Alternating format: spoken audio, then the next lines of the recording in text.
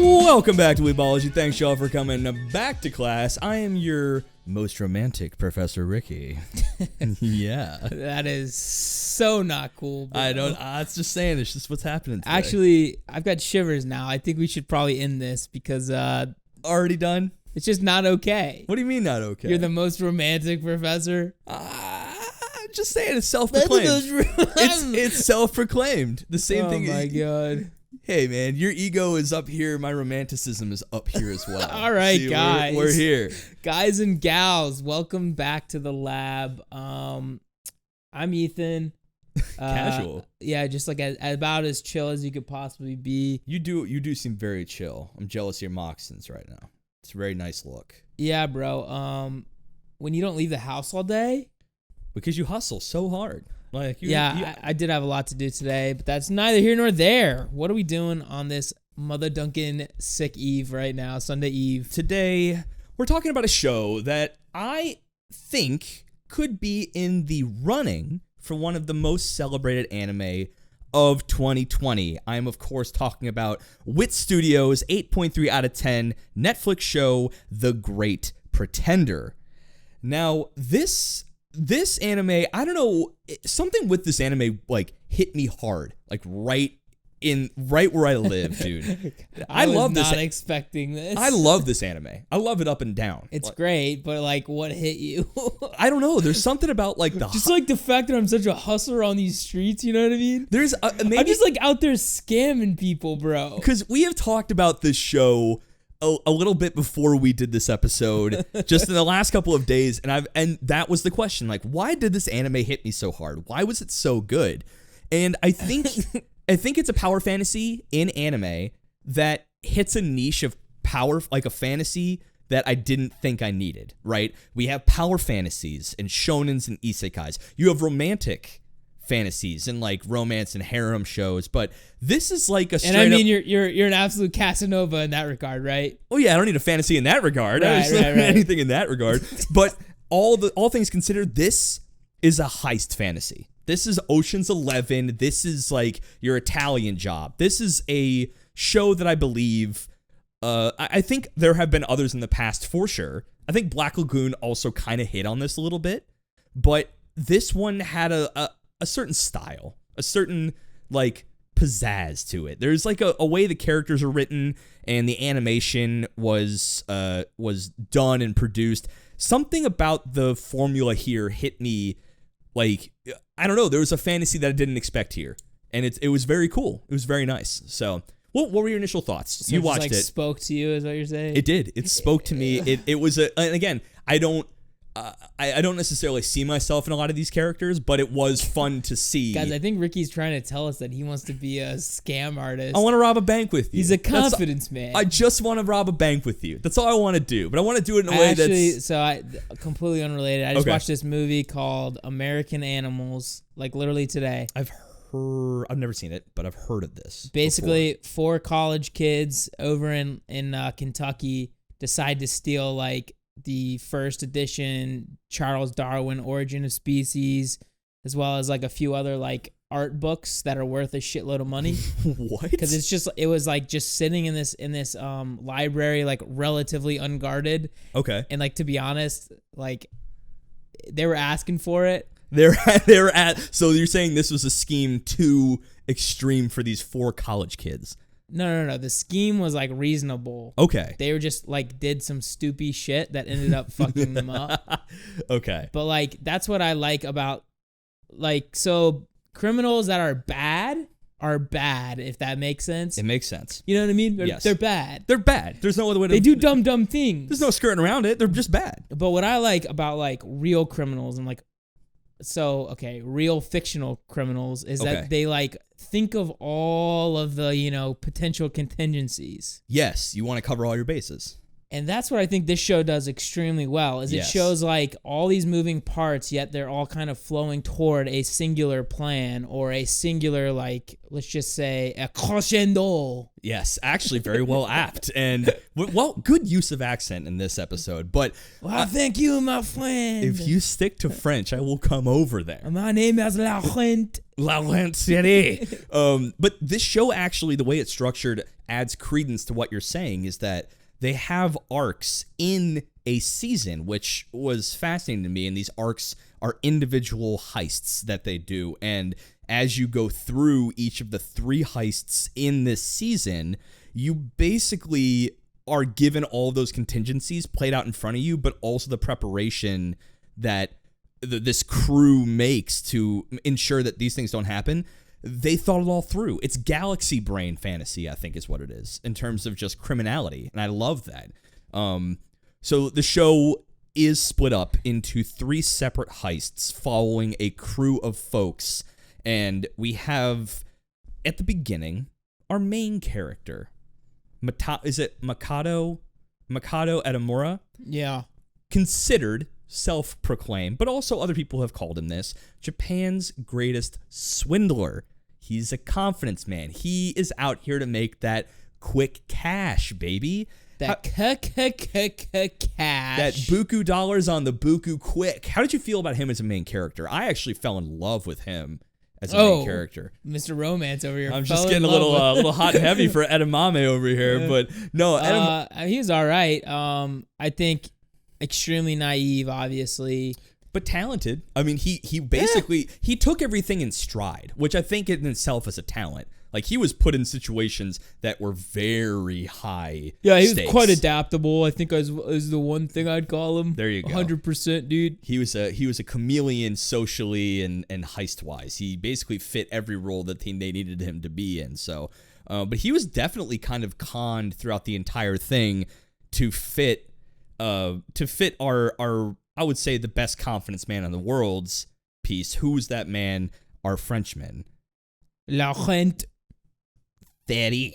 I think his name's Yeah, it's Lament. like Thierry. Lament is a Frenchman that basically researched Japan's greatest swindler because he finds him promising as someone to join this crew that he has. And he is playing 5D chess while Edamura is playing checkers. And he plays checkers well, but he ain't playing 5D chess until he joins Laurent. So yeah, it's really just like a magnitude difference. Yes.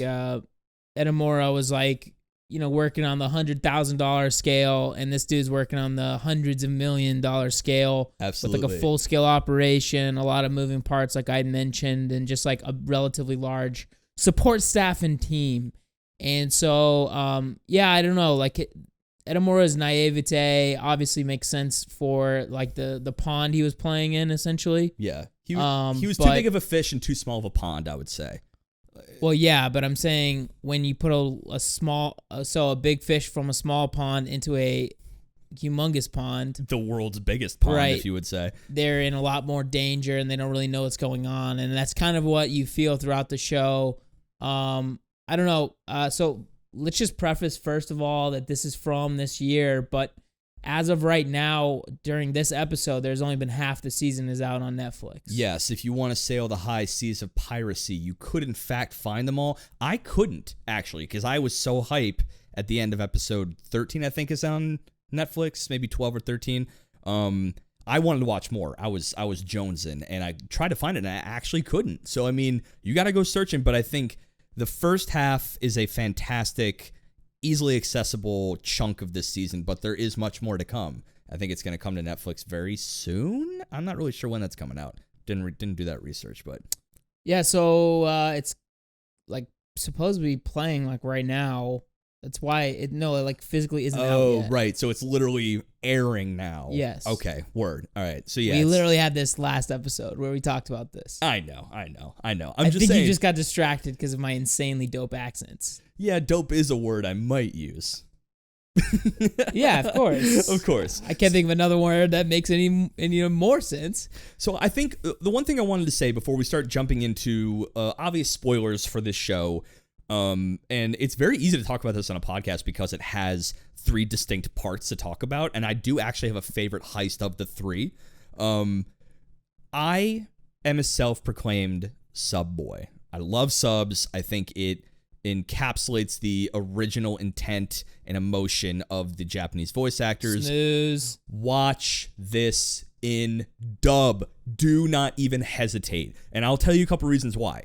So this show, being as an international setting as it is, incorporates at least 5 other languages besides the ones they're commonly speaking, the common tongue. I think they try to speak in English, so to speak, in most of the show, even when they speak in Japanese. They reference how Edamura's English is getting better throughout the show, so they're commonly speaking in English. But in dub, they do some really subtle voice acting, and it pays credence to how good the English voice actors were, where Edamura had a Japanese accent near the beginning, but it slowly faded as he was more accustomed to English, just showing how well he adapts.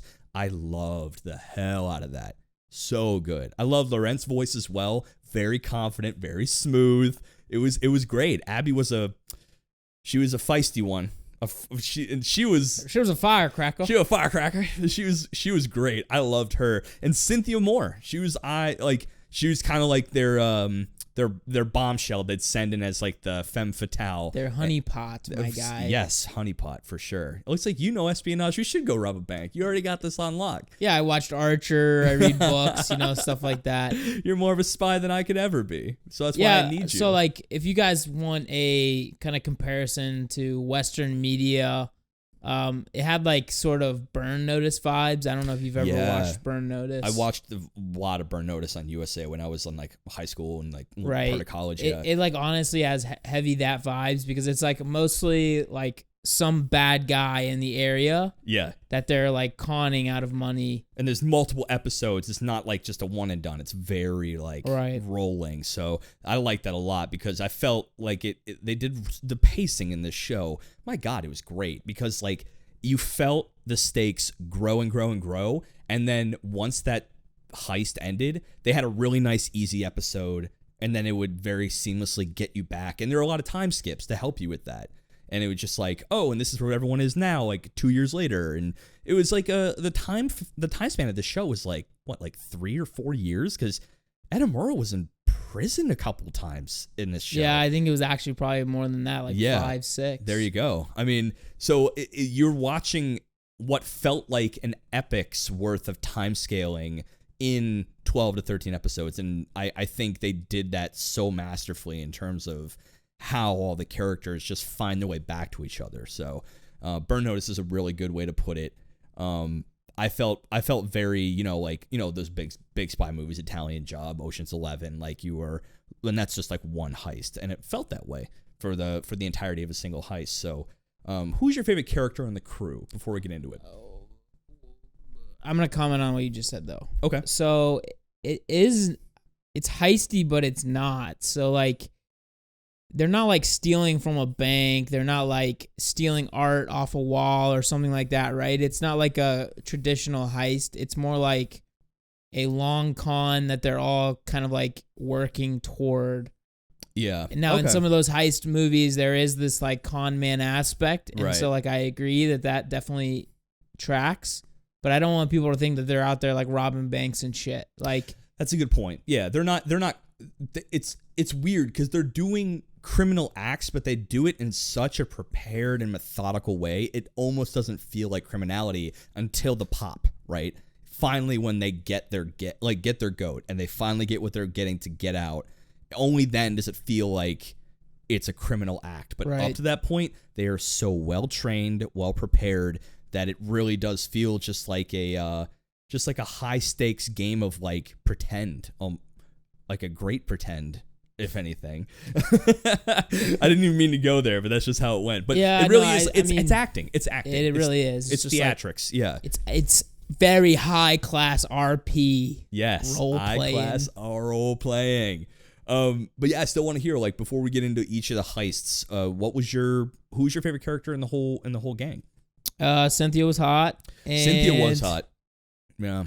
I like that Laurent was a complete asshole, yet like everyone still followed him because he was just so big brain. He's so confident. I think that's what it is. And he is big brain, but he just thinks of everything that could go wrong. And he's like, oh yeah, we got plan like W, but we're only on plan T. Like, right. Yeah. So like I do like that about him.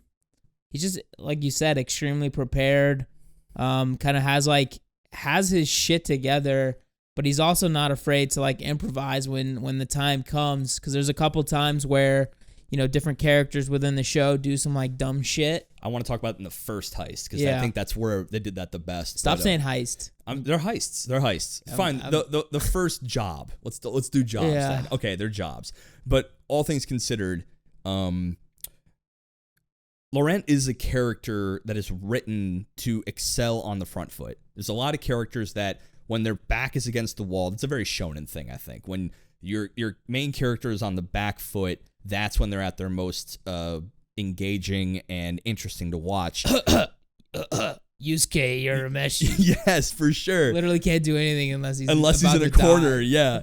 But Laurent is the exact opposite, and that might be why it's so refreshing as a shonen schmuck, self-proclaimed. It was refreshing to see a character that, you know, even when it felt like he was about to be in a corner, he just weaseled back to the front of the pack. Like it was not even, he was like a fish in water. It was casual without a problem.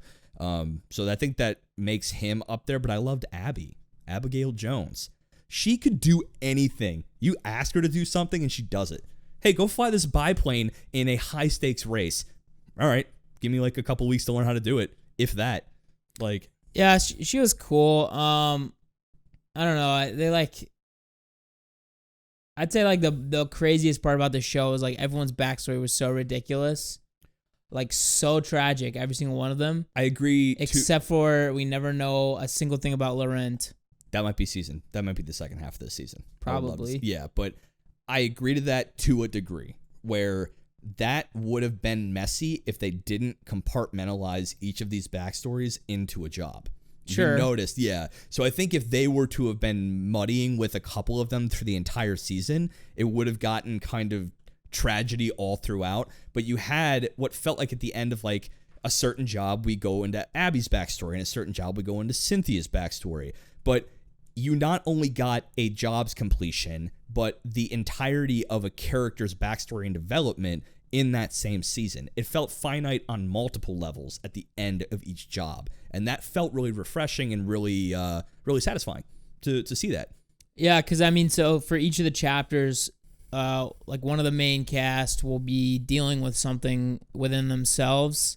So they're not only closing the chapter or the book on like the actual job that they're doing, they're also closing it on their past and like the things that really wounded them and kind of gotten them into the situation where they are con people, essentially. Right. Yeah, for sure. And there's building tension in I think in stories like this and criminality and con man kind of things is really easy.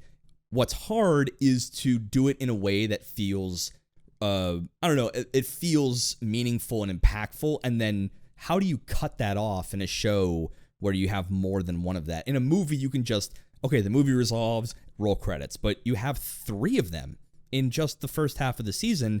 How do you make that impactful and then jump to that high tense moment and then suddenly back to just casual, oh, we're all back in our lives now?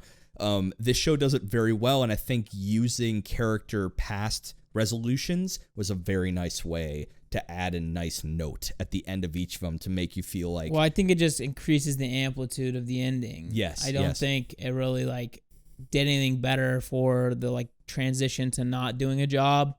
I think the only reason that seemed like it tied up really well is at the end of every job, Makoto continually will just be like, I don't want to be a con man anymore, and just like goes off and does something dumb. You know what I mean? Like something very mundane. Every time get it, yeah. And the rest of the squad will fly away in their like private jets and shit with all their money and go do something else, right? So like the finality of each of these chapters is just more down to like the fact that like everyone parts ways at the end. But imagine, that's what I'm saying. Like, imagine if the characters that were struggling at the end of a job, they kept showing that character struggling. It wouldn't feel staccatoed. It wouldn't feel like finite. And well, it's just because we don't see those guys anymore. I guess you're right. I mean that's a good point, and but that's part of it too. I love the whole Edamura thing. Like every time they pull me out, they pull me right back in. They just keep. I mean, I guess, but like at a certain point, this is what I said in my 5-minute review. Is like at a certain point, like start learning, bro. Like I instantly knew when shit was like starting to look like really, really good for him for no reason. I'm like, wow, I wonder if somebody's setting you up, you idiot. Lorentz got you by the balls in this one. Like you're about to be part of a job, whether you like it or not. Yeah, like even this isn't really a spoiler, but fuck it, spoiler warning. Mm-hmm. There's this portion where he comes out of prison and then he goes to train on like I was just gonna bring like that a up, car repair shop, and then transitions to an airplane repair shop. And he's there for like maybe a month, 2 months. And then he like gets this like insane job opportunity. Yeah, it's like 4 months total for both of these jobs together. Wow, yeah. And he's just like, oh, wow, you're the best, man. I love you so much, to his boss. And it's like, obviously something's up here, dum-dum. This can't, yeah, you're clearly being groomed for something. Like, and the thing is, I think I caught it a bit later than you did. I caught it when the guy was telling him, his mentor on the biplanes, he was telling him about like what it's like to be an engineer for biplanes. Like it's a balance of chemistry and engineering and blah, blah, blah. I'm like, wait a minute, this is a fed fucking line. Wait a minute, this is, and then I'm waiting for someone to pop out, and it didn't happen for another 10 minutes. And I'm like, that blonde motherfucker, here he is again. I knew it. Well, I mean, from the middle of the first one, after they explained the very first like sort of thing that got him to LA. Yeah. I'm like, okay, so now I know everything that's going on is going to be completely fake. You know what I mean? That's a good point. So like as a viewer, like I felt like it was a slightly cheapened by the fact that they literally explained that they just tricked this kid into going to LA with them. Right? Like that's true. Like it was only cheapened because like now I'm thinking, okay, anything that's happening around this guy is obviously set up. So like some of the situations that they get into at the end of chapter 1, which are like pretty wild, I'm like, I already know what's going on. You know what I mean? And like also, he must not read a lot of crime novels, old Mikado, but can't. I like knew for sure that it would be ridiculous how fast the cops caught up with them. Yeah, and I would imagine he would a little bit more savvy than that in That's terms what of I'm this, saying. because wasn't his dad a defense attorney? Yes. Yes, so like you would think that he grew up around the rhetoric and the thinking of this. So and he's a swindler. He's a con man. Even on a small scale, he should have been, maybe that's just big fish, small mentality. Like he literally figured his pond out, right? He never had to think bigger. So maybe that could give him like a defense for him about why he just didn't consider that. But at the same time, Laurent basically like found him, cherry picked him, and groomed him for some level of talent that he does have innate talent for this, but he seemed oblivious in a lot of areas that you think he would have caught on earlier, right?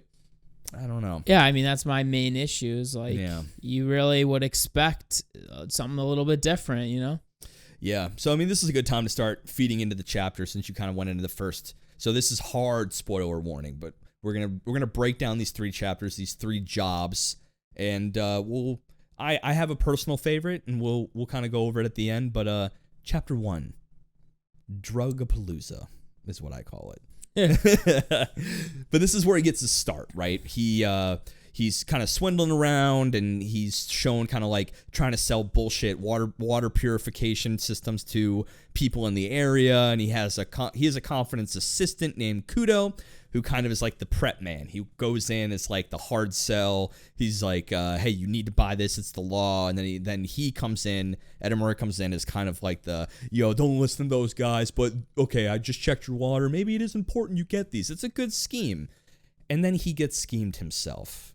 How does he get, what happens after that? Where does he go from here? I mean, he's doing his thing. Like, how did he get picked up? I feel like when you do this, it's because you forget what happens in the show, and so you're asking me to explain it all. Nope. After this, basically runs into Laurent, and he basically does a wallet switch on him right there. Yeah. And he actually did it by like a double switch, and he actually got the one with the money back, but he actually bought a fake one to put in his back pocket. And then he goes and finds the guy, and he's like, you can be doing better than this. I'm going to LA. Do you want to come? This is the part in that one I actually didn't like very much. Because so that didn't happen. No, you tell me what happens then. He like literally just follows him to LA. That's what I'm saying. But like he follows him. Why would he have been able to plan that? Why would the rent know he would have just followed him to LA? Because he sent cops, fake cops to his house, remember? You're right. Fake cops to his house. And he also gave him a wallet with like 150,000 yen in it, if you don't remember. I thought he took the one with the cash. Like I thought he gave him because he accidentally took back the one that has only paper in it, so he basically lost 5 million yen. Oh right, but then why were the cops there? Because he's a swindler. He's a swindler, so they basically faked it then. And everything was faked in the first one. That was the whole point. Right, but then like from that point, that's the one thing I didn't understand. Why was his only recourse then just follow him to LA? Like he basically just remembered like. Was he just trying to get his money back? Like, I didn't understand the motive for why. Well, I'm sure that had a lot to do with it, but I also feel like, and this is very headcanon-y, but okay. I feel like he saw, like, Laurent's clearly got his shit together. Like, he's an absolute thug. Just, like, how quickly he switched back the wallet and stuff like that. And then, basically from there, I think he just decided he wants to go with him until he gets his money back. That was the motive he said out loud. But how will the rent, a guy who has A to Z planned, all contingencies gathered, trusted this kid to follow him because he was integral to this plan? Like he needed Edamura to do this plan at all. So you would think he would have had something at least. Maybe we just didn't see the backup. He did. He had this kid basically running from the law. As far as he knew, right? Like they know who he is. So did he basically use the cops to like funnel him to the airport? Yes. I never caught on that. I thought he just like funneled him into his car and he was going to the airport. No, he got into the taxi and he just happened to be that taxi.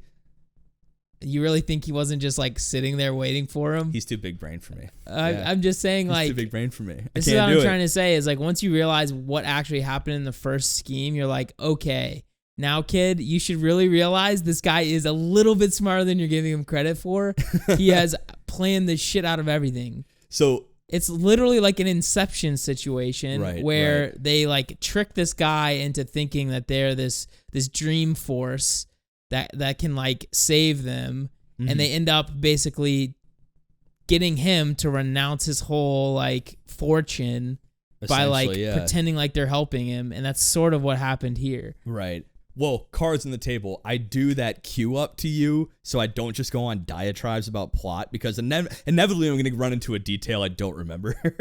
Right, but when you go from plot to plot, it just ends up being plot to plot. Well, this is a back and forth, not a forth and forth.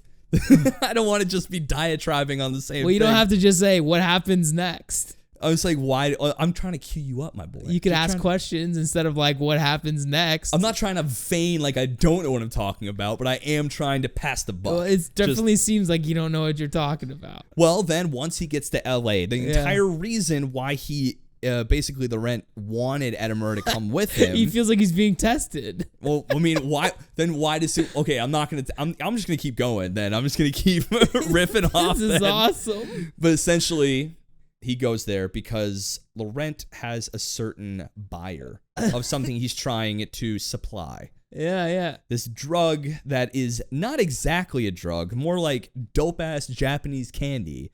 But Sakura Magic. Sakura Magic. And he wants to sell it at a very fucking high price. Yeah. And how do you legitimize it, Ethan? You bring the fucking doctor who made it. Right. Dr. Edamura. What was his fake name in this one? No idea. Oh, suddenly someone doesn't know anything, do they? I know his real name. I'm just kidding. What did you think his real name was? I was going to say Dr. Edamura. No. Originally, before this started rolling, what did you think it was? Doctor Strange? No. It was like Ayano Konji from a different show. Clash from the Elite. Don't even lie. I was talking about Clash from the Elite. This kid. Oh my God. You can talk about it all day. He's frustrating me today, folks. I'm not frustrating you for anything. He's out here lying and shit. You love me and you know it. I'm a romantic guy. Let's go. You love me and you know it. But okay, so he brings a fake doctor He's a romantic guy. I'm a romantic guy. But he brings a fake doctor to legitimize a fake drug. And they do one more. I'm queuing you up, but I know what happens. They also legitimize it by popping it in someone's mouth. This someone isn't just a someone. Yeah, so they've got people planted at the guy's operation. Right. I love this character. I love her so much. Which is Abby's first introduction. Abigail Jones. Yeah, so basically she pops this in her mouth and she goes fucking ballistic. Yeah, absolutely buck wild. Yeah, so basically they think like, wow, this is basically like the best upper on the planet. I want it. I need it. I have to have it. And he said, we'll give you an exclusive deal for 5 million big ones. That's all from me. But then this is the part that I love, and that's why I think Edamura is kind of, this is why Laurent picked him up, right?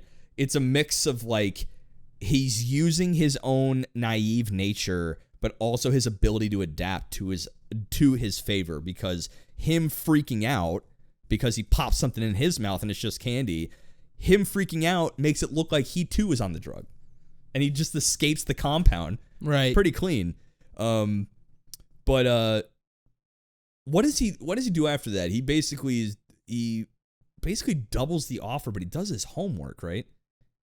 Yeah, so Edamura basically goes through these crises in each of these different chapters where he's like, should I really be doing this? Like, right. Like, what is the point of my life, basically? Right. And for whatever reason, he finds meaning through the capsule machines throughout Japan and different places.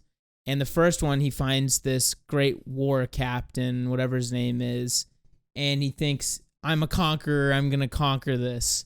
So when they originally were on the flight to LA, he tells Laurent, oh yeah, well, you think you're so good? Well, I'm going to get this guy to pay for it and double the price. Whatever you say. And then at that point, you have to do like whatever I want, essentially. And so he basically realizes, like, I can't just live, this dumb life where I'm just like scooting by on, whatever. And so he decides he's going to make him pay double for it. And so he studies all his films. He finds out like what is the true core of this man. Because he's a director, he makes films. That's his whole shtick. So he found that, like, all right, get on his good side, become like, kind of meet him on his plane, right? Like, appeal to what it is at the core of his human that makes him like an artist, quote unquote, right? That really is his like first true lesson as like a world-class con man, is that you aren't just conning someone to get your goal, you're conning them to trust whatever you're selling is what they want. And it's not even, doesn't have to necessarily be like a product, it's just, I'm selling me, like our connection. So he kind of grew in this moment, which I loved so much, that he's willing to do, basically fake a relationship, I would say. He didn't just fake a sale. He faked this entire passion to get this doubling down, and it fucking worked. Like, he crushed it. Right. So, the other two in the squad, Laurent and Abby, thought he had basically ran away, and they get to the place where the guy lives, the mob boss who also makes movies for whatever reason. They all make movies. I don't know. So they go to his house, and they're like, basically expecting there to be some fallout for Edamura not being there, and then they're like, look, we're sorry that he just had to go. And he's like, what do you mean? He's in the pool right now. He is straight thugging, like, yeah, chilling. That's what I think that might be the moment that hooked me. I'm like, okay, maybe it's just this guy trying to outrun basically a Black Lagoon situation. Like, I don't want to be part of this, but he's just, yeah, I got him to pay $10 million. I'm just chilling out here. Like, it's definitely a little Black Lagoon-y, but I think the difference is, this is where it differs, I think. Like, instead of being from like a world outside of this, and like then being thrust into it and kind of getting like a taste for it, essentially, he was already sort of in this world. It was just like different scales, like we talked about. Like, he just didn't know how big the world he was already in could be. Right. Yeah, for sure. But then again, like, you thought that, like, oh, Edamura's got his shit together. He basically made it work. And this is why the show is great right here. And you see this in the other two, I think, in some capacity. The stakes just ramp. Yeah, so he thought he could get away with ratcheting up the demands based on like giving him an additional, which is, I'll give you the recipe for it, so you can literally be the only one to make it. Yeah. but he went too far, and he basically said like how much, you know, the artist needs to be involved for the art to be the same. And that kind of got the guy thinking, yeah, you're right, I do need you to make it.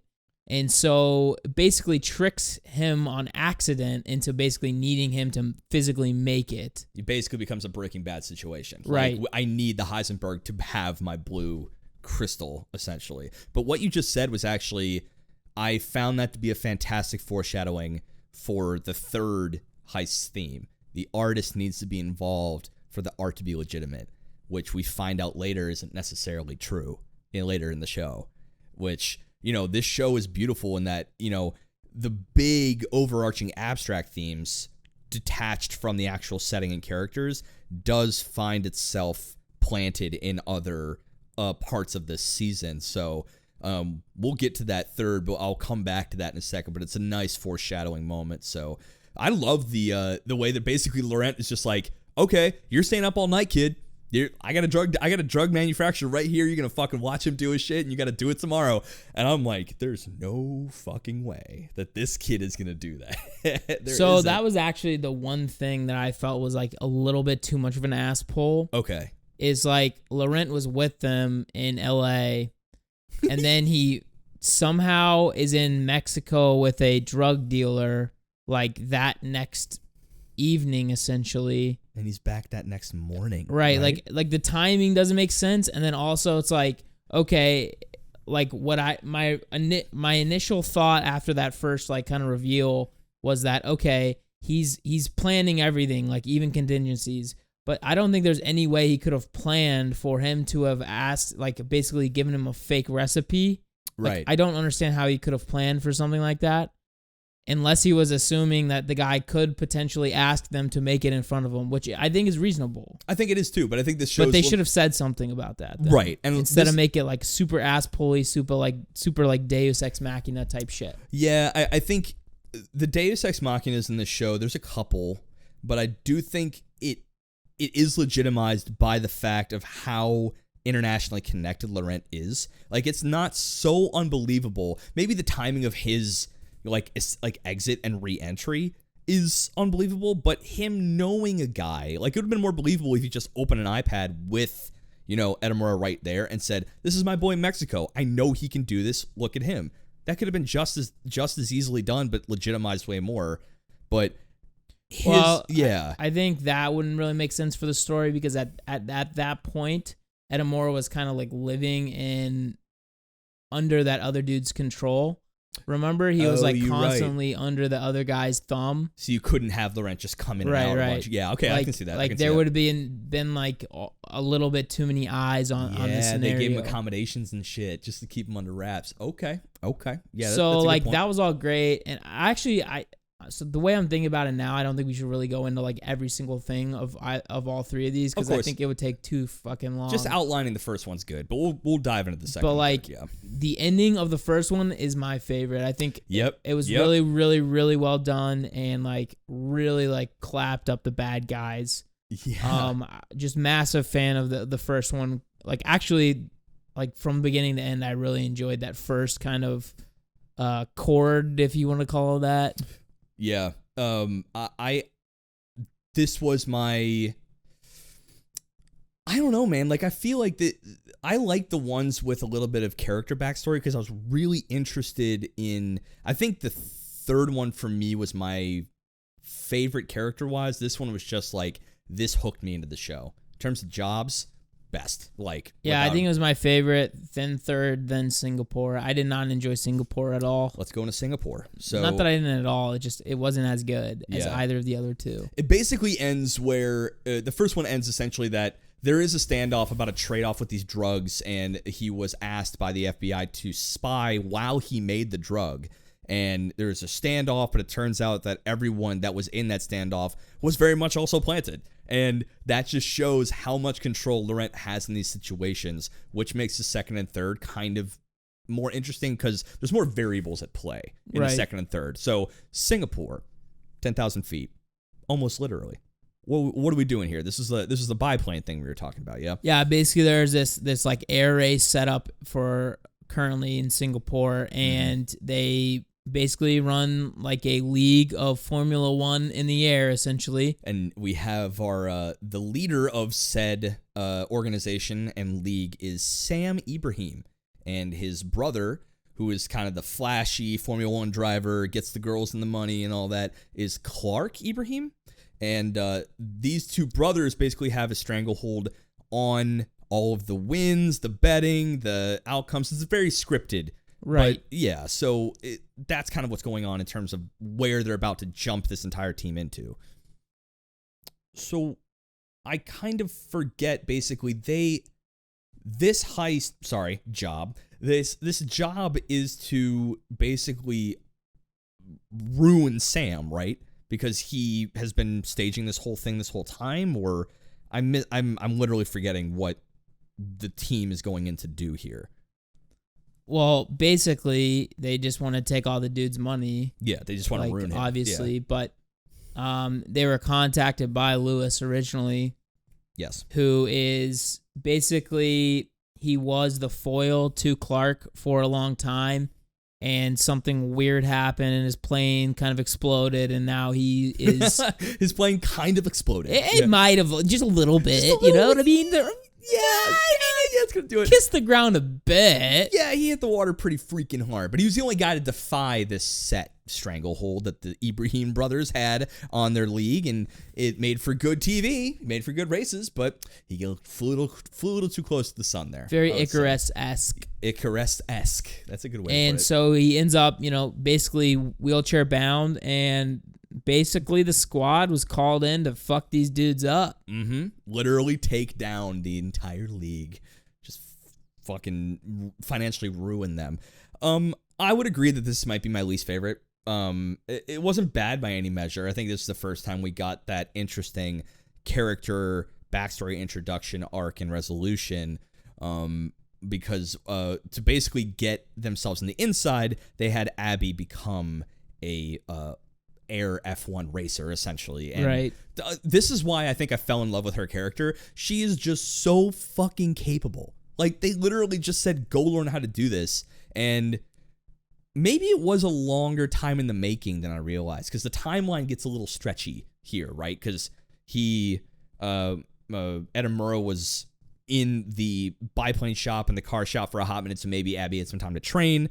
But I don't think that's the case, right? Because no, so they were actually running a small-scale version of this scam, like right up until they started the big one. That's right. Which I actually thought was very, very cool, the way they showed us, like, on a small scale how it would work. Right. And then, like, basically amp up the complexity, amp up all the stuff, and see kind of how you would do it on a massive scale. Mm-hmm. And I think, basically showing that these are really strong plots, right? They're just, like, kind of scalable. Yeah, and I think it's great that they don't necessarily have to show us everything. They just say that, the preparation work has been done, just show us flashes of it, but we're now about to execute the thing. Like, right, we're ready right. to go. Yeah, really cool. So they hit themselves in Singapore. They start to basically, this is where, like, more honeypot shit starts to happen. They got right. Cynthia in the mix now, because she was the lead FBI chick in the first one, so they rolled her into the team more officially, at least from an on-screen perspective, and now she's kind of like getting sweet up to Sam Ibrahim. We got Abby getting sweet to Clark because they're the racers, and she's posing as the owner of the team. Very well thought out. I will give this one that credit, because the complexity here, the variables, so many things can go wrong, and they're trusting Edamura to be the engineer, which is why he was doing the whole biplane shit. Right. Yeah. Why was this your least favorite? I'm just curious. I don't know. Well, first of all, I don't like Abby's backstory. Like, it was all right. It was okay. Basically, she's an Iraqi citizen that had collateral damage happen to her, and her family died while she was there. She became a child soldier of sorts, and then right? she became basically a child version of Taliban, and then they drove her into a freaking army base, and they all got killed. And somehow she got away. They didn't explain it at all. But she was basically holding any soldier who did anything to these Iraqi citizens, and basically, specifically the Air Force, like, holding them personally responsible for this. But that scene with her and Lewis was fucking awesome. It was good, but Yeah. just like there's an absolute, like, I don't know. Yeah. Maybe the real world was bleeding in too much for me, but it's like, Yeah, that's a good point. like, it's pretty brain dead to, yes, I understand a bomb dropped in your city and you got hurt and your family got hurt, but like you're at war, like. I think it only worked because of the connection. And it's the thing, like, it wasn't I didn't feel like the connection was ham-fisted.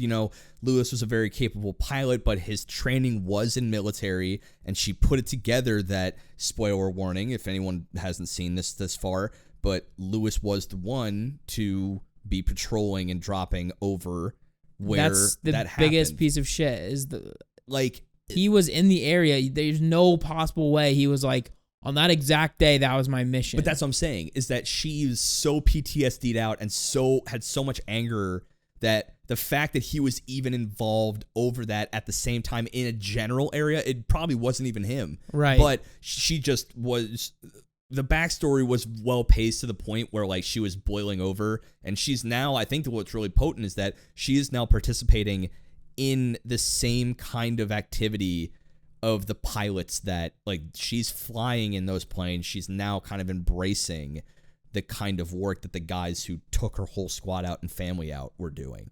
So and I guess I struggled with her PTSD while flying, because like that has never occurred before. So like her seeing bombs exploding while she's flying is like a little bit like unnecessarily like abstract. I feel like if there was fireworks, a lot of like if they waited till it was after the race every time when there's fireworks, that actually I could understand it. I can jump on that. But like it was like in the middle, she'd like freaking dive out of the sky and just like start like feigning essentially. Yeah. And I'm like, okay, but like we've not established any previous trauma related to you flying. Right. The way I reconciled it, because you're right, there's a couple loose connections there. I think she is now embracing in her own brain. The tragedy that is PTSD, I don't know where the connections lie in those situations, but I think in her brain, I can only imagine that she's like, now I'm kind of embracing the enemy. Like, I'm now part of what caused me so much tragedy. That's the only thing I can kind of put it together, and it's not that far-fetched, but I would say this is my least favorite just because of I didn't like necessarily. I loved F1 stories. They're some of the most interesting sporting historical stories I've ever seen have come from F1. But like this one felt like they could have just made it F1.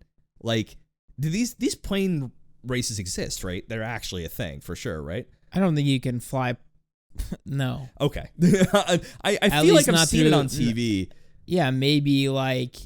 I don't know if they're off over the ocean or something. There's no way they do ones through the middle of a city. You know what I mean? I think they're more like time trials. There's no race like that. Yeah. And I think like the fact that they did mention how expensive it was to like run this organization, but they didn't explain what the expenses were. Yeah. Like if you weren't somebody that like knows anything about business, I can see how that would be like, well, is this guy rich or not? You know what I mean? Like, yeah. Because they basically said that they were both like oil princes who were like basically shedded from their family. And they just happen to have shit ton of money. And so they have a ton of money, but they didn't really explain like how much money and then like how much are they spending on this air race? Is the air race like more of a scheme, right? Like, are they laundering money through it? Like, they did a really poor job of setting up like the finances. Because what was their true crime, right? Like, their true exactly. crime. What is the crime? The setting crime up was races, sabotaging Lewis in a way that could have killed him. Well, so does fucking WWE. That doesn't mean like, you know what I mean? Like, I don't know. I guess that was also my problem with that one. Is just like, what exactly are they doing wrong here, you know? And I think that does come up a couple times, like even Sam's like, it's entertainment, like it's scripted, but people love to watch it. Right. Yes, that's the thing. And the one thing I think my least favorite thing about this one, before we move on, the fucking fake betting situation. They set up a hotel room, the squad, to get Sam to come bet more and more of his cash and basically get him more trustworthy of this secret underground betting area for the races he's setting up, which the concept is clever, but the way he could have alleviated himself from all of this strife is not fucking bet. Just You have millions in this race. Like, why don't you just like keep the league? Like, well, I don't that's get what he was. So that's what I mean is like they did a really poor job of explaining Yeah, that they were. I don't get it. They were failing financially because it costs a lot of money. Right. First of all, to own all these planes, but also like to fly through the middle of Singapore. You know, like the sanctions alone. Exactly. Like, like think about all that. Like the permits are probably ridiculous. Insane. There's probably a lot of problems with like, you know, if a plane crashes in the middle of a city, like what do you do? Right. Like I think. What do? You just killed dozens, if not hundreds. Like, you gonna pay for that? I mean, yeah, I get it. There's a lot of things here that just didn't make a lot of sense. NATO would get involved like ASAP, probably. I'm shocked they haven't gotten involved sooner. I mean, you're like dropping a bomb essentially in the middle of a city. Right, yeah. So, yeah, I mean, and again, it was enjoyable to watch. It just felt the least thought through of all of the, in terms of a writing standpoint. It's just I mean, I think it really showcased Laurent's thinking. Like, it was very, very complex what they pulled off. Yeah, and I like the fact that not everything was accounted for, truly. But like what? I do not believe. I think the third one was the least accounted for. Third story. Oh, I agree with that. Yeah, but I think that's Laurent's, and I'm excited to see the second half of this overall 24 season, because I think there's gonna come a point where it gets too big for even Laurent, and I hope Edamura comes up and rises to the occasion to cover his ass. No way. If that happens, I'm gonna be actually pissed. I don't think so. Well, it needs to progress calmly. It can't just happen out of nowhere. In one season, the gap between them seems like it would take 1,000 years to fill. That's the thing. It doesn't have to just be filled. It can you whelp! You're 1,000 years too young to challenge me. Right. Oh yeah, he's such a good boy. But no, I think that would be a great season finale at episode 24, where Edamura just literally like pops off, thought of something Laurent didn't, just that one little thing, and he had it covered. That'd be dope as fuck. Maybe like a small detail, but like a small but crucial detail. If it takes any like long-term planning or like external stuff, like the kid just doesn't have it, man. Well, that's the thing. I think Laurent hired or picked him up because I think he might. But it's gonna take a long time for him to get there. Well, he keeps refusing all the money, so like he has no money. I guess he has he has no sense, so I guess he has to keep coming back. He keeps giving it to like victims of his water purification scheme. Jesus like, Christ. What an absolute chode. Think bigger, my dude. Think global, my dude. He could have invested it and give them their money back later. Right. But I think it's time for the third one for sure. And I actually enjoyed this a lot in terms of characters. I loved this one. There's a little bit of a romance aspect to it. It was actually wild. So it starts off with Edamura wanting to do a scheme his own way. Yes. And then it morphs into Cynthia wanting to do one. Yeah, you're right. Yeah, I think, and that's where the real thing kicks off, when Cynthia wants to do, because she gets pissed the fuck off. Right. So I know the second half because it's more recent for me, but it starts. What is the one that Edamura wanted to do? It's the same thing. Oh, it's the same thing? Okay. He basically wants to scam this asshole into buying a painting for 30,000 yen. That's right. Or whatever euro. Yes, and he does. But it turns out the painting was worth like 20 million or literally something. A lost art piece from like a long sought after artist that people thought was just gone. Like, they'd never seen. There's only so many that have ever been discovered, and this guy is a internationally celebrated art appraiser and auctioneer, and basically once he basically buys this painting for absolutely dirt cheap, Cynthia gets pissed the fuck off and said, we're gonna scam this guy back to sell it back to me. And this point, I really enjoyed Cynthia and Thomas Mayer's relationship. Thomas Mayer is an artist of great talent, frankly, but his talent is very specific. He's only good at reproducing other art, but it's to a degree that would even fool the most seasoned of eye, which is a fascinating person to bring into something like this, because again, like I said, in the first, there was that quote, is that the artist needs to be associated with the art. It's just as important to have them both, the art made by that artist, when the drug was basically made by the fake doctor that's Edamura. But this whole other job is about turning that on its head, that you don't actually need that. Well, so obviously counterfeiting it like kind of goes against a lot of that stuff, but I think it still makes a lot of sense because they talked like some art is only worth something because of the person who did it, which still makes the thing they said in the first part a lot of, still makes it relevant, where you're saying the artist needs to be a part of the art. Right. Like you can't just like, basically me and you can't make a masterpiece today and then people will be like, that's worth $40 million. You know what I mean? Like we'd have to be someone like renowned or special or something like that for that to really like.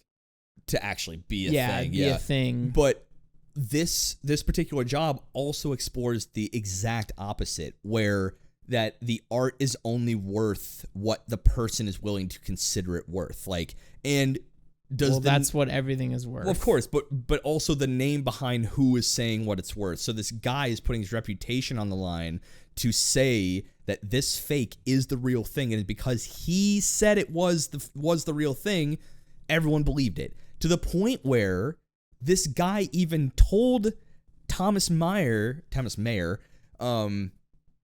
John Mayer, okay, we get John it. Mayer, fine. He told Thomas, no, his name is Thomas Mayer.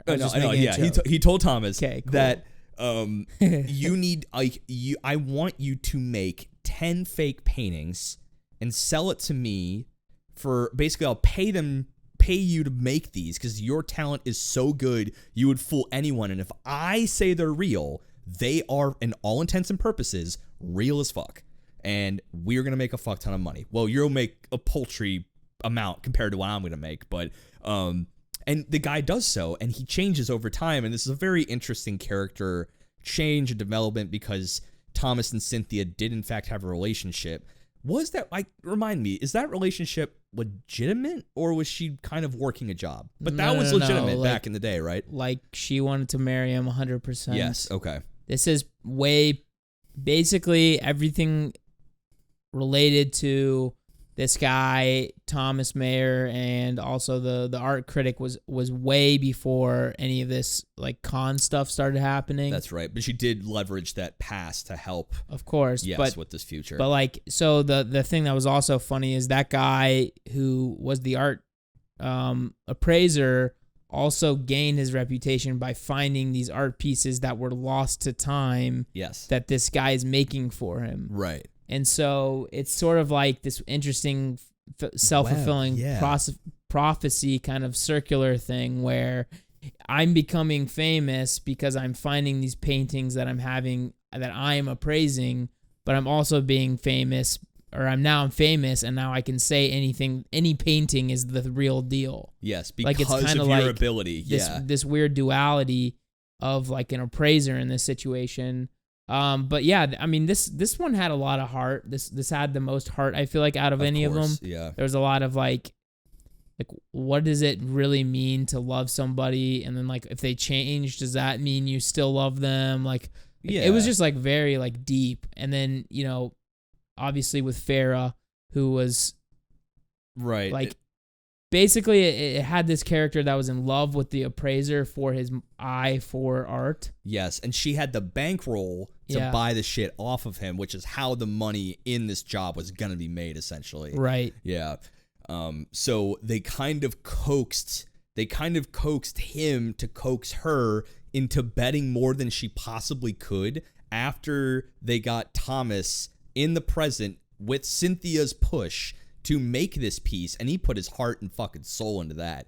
And basically, it was so good, and it was such a masterpiece in its own right that it was undiscernible. So the art appraiser kept pushing Farah, and she paid like what, $70 million for it. Just like kept pushing her to sell more shit. He basically ends up way outbidding her ability. Yeah, and she isn't there to pay the check anymore. So it all lays on him because he put the bids in. That's how it works. Right, and yeah, she was bankrolling, and he kept asking for it. She's like, I can't do this. I can't. And well, basically, there was this subplot where they were trying to show Farah that this dude doesn't actually love her.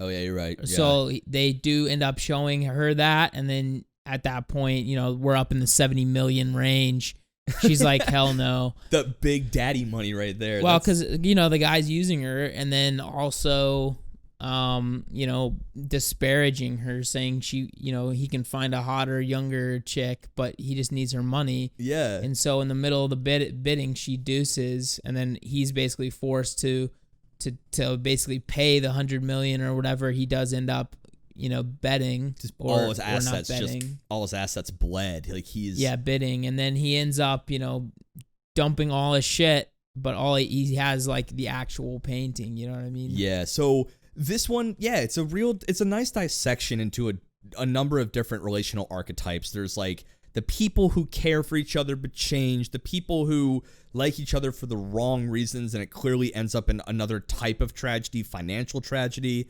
And it really was the one that made me feel the most. It was a fantastic final note for this first season. I think it really shows like what these jobs can get into, and while I actually felt as a little bit cold to leverage that relationship, and while Cynthia initially was so willing to leverage that relationship with Thomas in the past to get this job done, over time in that present, she just remembered more and more about, and Edamura gave that picture of the ring back to her that Thomas had drawn for her, said, I can't buy you one now, but here's one as a placeholder. It was great. I mean, it was just the one that kind of solidified the show that like this is more than just a con man show. They're willing to go deep into character development and relationships. So if you're looking for a little bit more depth in something that's not just a fantasy, this is the job of the three that really cement that for me. So yeah, and like this show as a whole, I think that's what's really interesting about it is it's like pretty slice of lifey, pretty mundane stuff. It's just like big brain heist type shit, like you're saying. Yeah. But like it's very realistic. There's not really a whole lot that happens that is like impossible. Yeah. And so like it's definitely one of those things where like I feel like if you don't like fantasy anime, or maybe you're like a little burnt out on all the shonen and stuff like that, like this is an absolute like right up your alley, like kind of thriller type thing. Like I feel like if you read, any thriller books, look to the shelf, like my massive bookshelf of like multiple of that kind of ilk. I think you definitely enjoy this. Another one I would say is that this is in fact a very easy first gateway anime. Very easy. Agreed. Fantastic dub. I honestly would say this is like a non-supernatural version of Death Note almost. Yeah, if you like the mind games, but and smaller, obviously, smaller scale. Right. It checks all the check boxes that you guys, longtime listeners, the students that have listened to the Weebology podcast for a long time know. There's certain tenets for good gateway anime. Fantastic dub, international setting. It doesn't take place barely at all in Japan. You have a lot of it's no supernatural stuff, very low, if any, well-used fan service, like honeypots, essentially. They're supposed to look hot as fuck, and of course that's literally the point. That's literally the point, yeah. So but it checks all the boxes. Yeah. Relatively tasteful. Yes, very tasteful. And you're tasteful. Like, even if you're not a fan, you're going to look at Cynthia like, okay, girl. Okay. Okay, I'm down. I see you, Miss Moore. All right. But yeah, so, absolute fire. I think easily a 9.4 or 94 out of 100 Dum Edamuras. I was going to say 92 out of 100 water purifiers. Oh, yeah. Interesting. I went a little lower.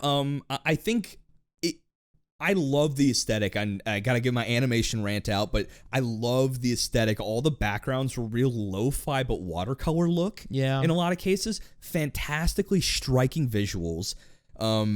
And Wit Studio did a fantastic job on this animation. Everything exactly was what it needed to be in the moment. Character designs were fucking great. But 92 out of 100, I think Singapore really kind of knocked it down just a couple for me.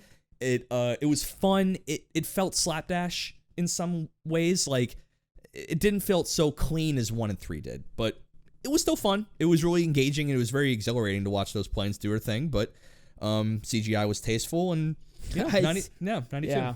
92. Yeah, I mean, it's great. If you haven't watched it, you absolutely need to. And shit, that's about it. Fuck, I don't know. Get out there and pretend yourselves. You'll go rob a bank.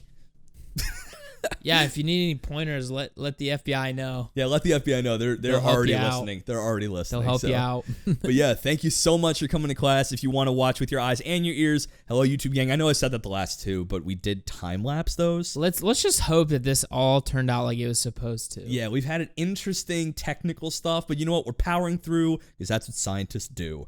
And if you want to listen with your ears and not your eyes, go to Spotify, Apple, Stitcher, Google, Castbox, Pandora, iHeartRadio, or anywhere else you get your podcast fix. If you want a little extra eye content, coming over to Instagram at weebology.podcast. We got memes on news and sometimes giveaways. And yeah, what else we got? Twitter at weebologyp. You can hit us up on the email at weebologypodcast@gmail.com. Actually, pretty good French accent. I will commend you on that one. If you want to give us any little monetary love, if you have the ability to do so, come on over to patreon.com/weebology.